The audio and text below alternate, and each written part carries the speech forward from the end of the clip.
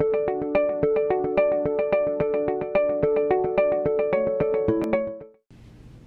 going to go through a few grounding exercises.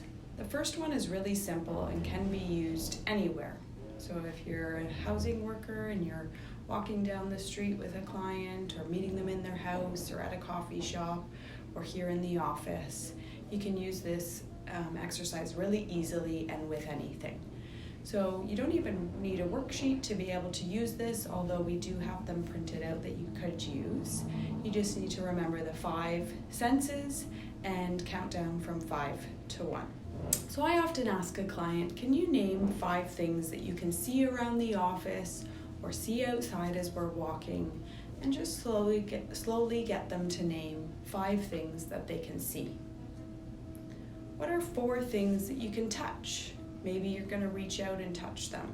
So whether it's a rock, or a feather from the DBT Skills Toolbox, are there 4 things that you can touch? And if there's not, are there 4 things that you can picture touching? There are 3 things that you can smell. Once again, if there's not 3 scents available, maybe they're going to picture 3 smells that they like. Are there 2 things that you can hear right now?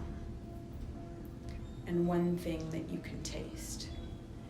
If that's not available to them to taste something, maybe they're going to say 1 thing that they like about themselves. But just that act of counting down from 5 to 1 and using the 5 senses can be very grounding and can be done very quickly and can be done anywhere. Another grounding exercise comes from Lisa Najevitz's Seeking Safety workbook. Lisa says that no feeling is final and that grounding can be done anytime, anywhere, and no one even has to know. You can use grounding when you're faced with a trigger, having a flashback, having a craving, or when your distress goes above a 6 on a distress tolerance scale. Grounding can put a healthy distance between you and your negative feelings.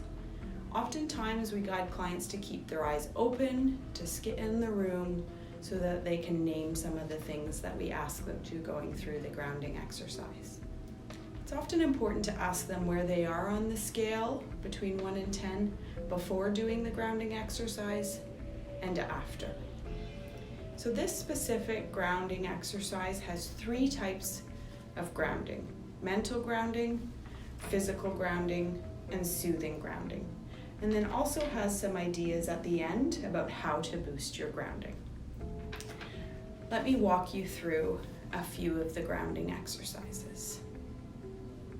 Describe your environment in detail using all of your senses. For example, the walls are beige. There are chairs in this room. There's a lamp in this room. Play a categories game with yourself. Try to think of types of dogs, types of musicians, states or provinces that start with A, different types of cars, different TV shows, different sports. Describe an everyday activity in detail. For example, describe a meal that you cook. First I peel the potatoes, then I boil the water, and so forth. You could also use imagination, like imagine skates gliding along the ice as a way to escape from pain, or changing the TV channel as a way to get to a better show. You could also make safety statements. My name is Katie. I am safe right now. I am in the present, not in the past. I'm in Peterborough, and the date is June 21st, 2019. You could also use humor. Think of something funny to jolt yourself out of your mood. Those are all different types of mental grounding. Here are some examples of physical grounding. You might run cool or warm water over your hands. You might grab tightly onto your chair and notice how your chair feels. You might touch various objects around you like a pen, keys, clothing. You might dig your heels into the floor, literally grounding them, and noticing the tension in your heels as you do so, reminding yourself that you're connected to the ground.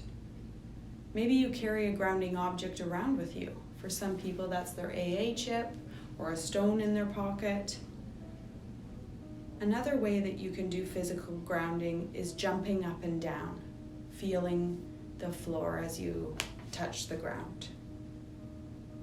And then thirdly, here are some examples of soothing grounding. You could speak to yourself kindly as if talking to a small child. You're a good person and you'll get through this. You could think of some favorites, like your favorite color, animal, season, food, time of day, TV show, etc. Maybe you're picturing people that you care about and looking at photographs of them. Maybe you're remembering the words to an inspiring song, quote, or poem. Maybe you're describing a safe place. Maybe you're creating a coping statement like I can handle this, or this feeling will pass. And lastly, maybe you're thinking about things that you're looking forward to. These are different ways that you can practice soothing grounding. Usually, if you practice all three, soothing, physical, and mental grounding, clients will find that they identify better with one type of grounding, which gives them the insight of what type of grounding they will practice throughout their day, week, or any time that they're feeling triggered or overwhelmed. Next, I'm going to go through a grounding exercise called Developing a Sensory Anchor. Choose a memory. Choose a memory of something pleasant, whether it's a place, a person, or an activity that gives you a feeling of calm and safety. Don't look for a perfect memory, as this doesn't really exist. Just think of a memory. Next, awaken the sensory memory. Are there any visual, auditory, tactile, smells, or tastes associated with that person, place, or activity? What do you see and hear in your mind's eye? What is the feeling on your skin?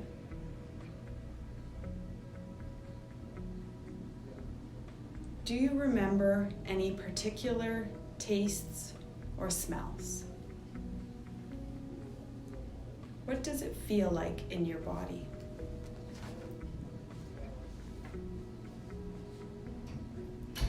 Once you have elicited one or more sensations, notice what happens elsewhere in your body. What is happening in your heart rate, breathing, body temperature, and level of tension? If for any reason you get an unpleasant reaction, let that memory go and choose another one. Once you have a memory that gives you pleasant sensations and an increased feeling of calm, you will know this is a potentially useful and safe anchor for you. Here's a great way to test it. Remember a mildly uncomfortable situation. Not the worst, just mildly uncomfortable. Maybe it was a feeling of being inept or a mild trigger from something insensitive someone said to you.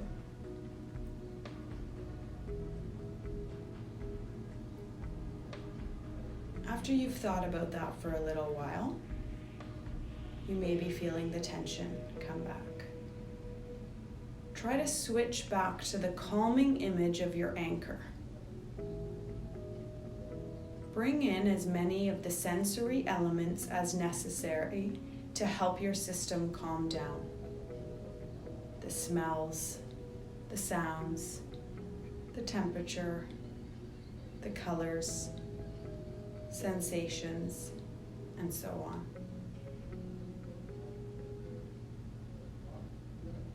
Notice if your tension decreases as you think about your safe place or your anchor.